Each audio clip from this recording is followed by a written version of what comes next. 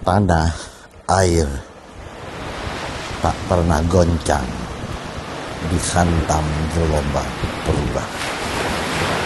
Salam sejahtera untuk kita semua. Salam sehat juga untuk kita semua. Pada pertemuan keempat kali ini, saya akan mengusung suatu judul, yaitu Tanah Air tak pernah goncang dihantam gelombang perubahan. Judul ini sangat beralasan untuk saya pilih, karena memang kita semua sebagai bangsa Indonesia merasakan adanya perubahan lingkungan strategis kita yang demikian cepatnya dan demikian masifnya. Kita merasakan hari ini berbeda dengan hari kemarin, dan hari ini pasti akan berbeda dengan hari esok. Bukan karena pandemi COVID-19 saja penyebabnya, tetapi juga karena kedatangan teknologi global, khususnya teknologi digital yang sangat bisa kita rasakan pada setiap kegiatan, pada setiap aktivitas kehidupan dan penghidupan kita, terutama aktivitas ekonomi kita.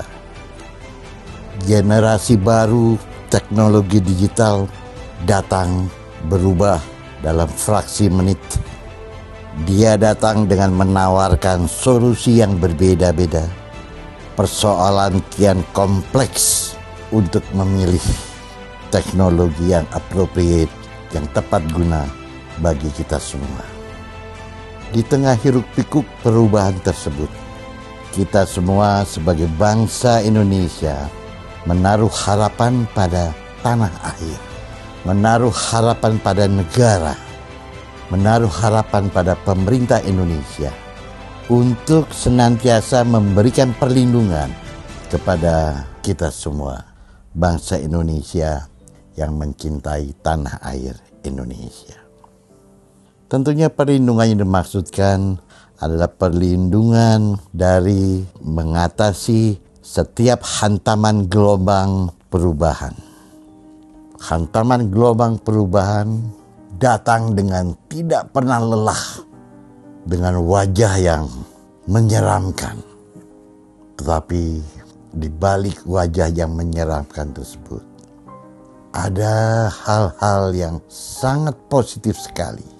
Dan itu kita yakini bersama, bahwa perubahan tersebut pasti akan memberikan dampak positif bagi kita semua, bagi keberlangsungan bangsa Indonesia, terutama bagi kesejahteraan bangsa Indonesia. Dan memang ini terbukti bahwa negara Indonesia, bahwa tanah air Indonesia tidak tinggal diam. Dan ini terbukti pada tanggal 3 Agustus tahun 2020 melalui Bapak Presiden Joko Widodo.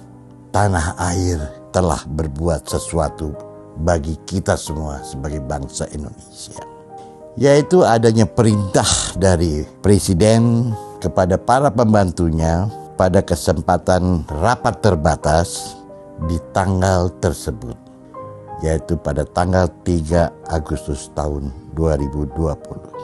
Presiden memberikan arahan agar segera dirumuskan dan dipercepat momentum percepatan transformasi digital, yaitu agar masyarakat Indonesia bisa mengetahui untuk berubah secara struktural cara kerja, cara beraktivitas, cara bertransaksi, cara berkonsumsi, cara belajar dari yang sebelumnya offline ke bentuk online.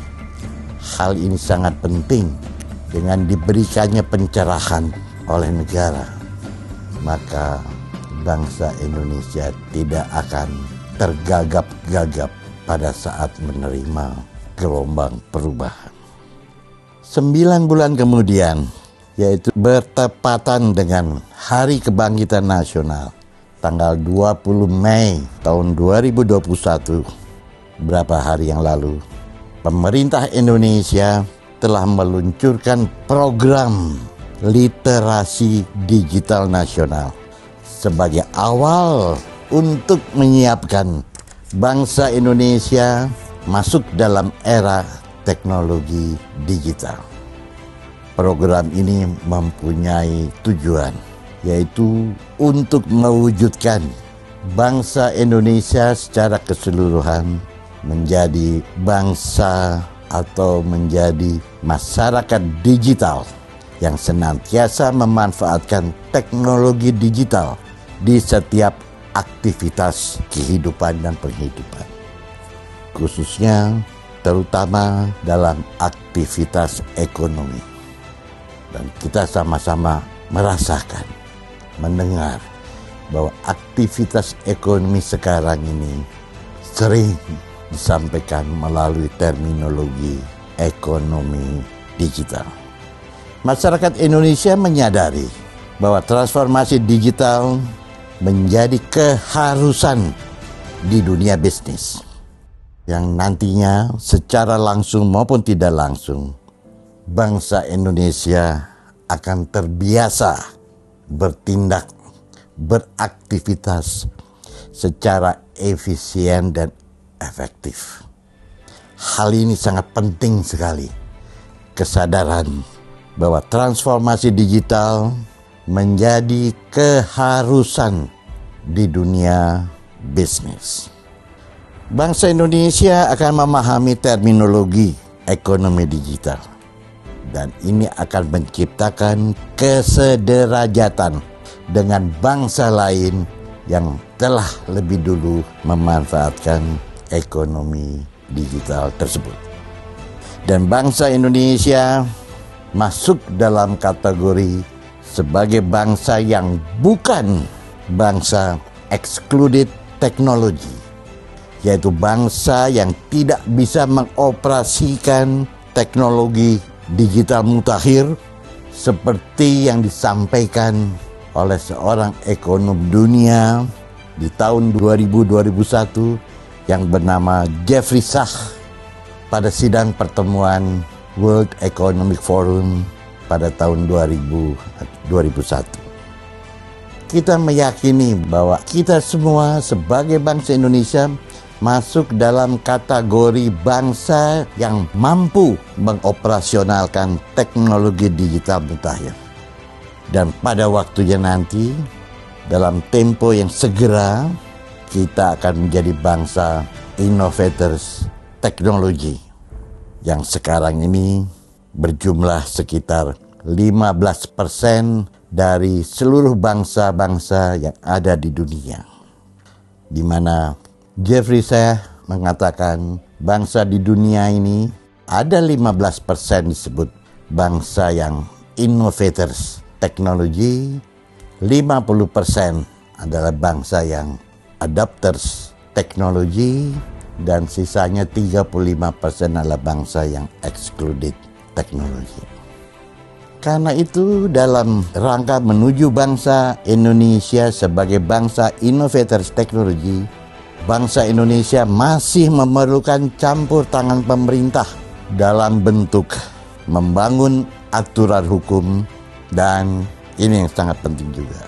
Dan pemerintah agar mempromosikan kearifan lokal atau local wisdom, di mana kearifan lokal ini agar bisa dipoles untuk bisa mengikuti perkembangan teknologi digital dan layak dijual. Jadi yang saya maksudkan dengan campur tangan pemerintah adalah satu, membangun aturan hukum, termasuk di dalamnya penegakan hukum dalam rangka keadilan, dan yang kedua, mengangkat kearifan lokal dari setiap wilayah yang ada di Negara Kesatuan Republik Indonesia yang telah lama eksis. Sehingga dengan demikian akan menyeimbangkan kemajuan ekonomi sambil menyelesaikan masalah-masalah yang ditimbulkan. Demikian pertemuan keempat kali ini, dan saya akhiri ucapan Assalamualaikum warahmatullahi wabarakatuh. Selesai.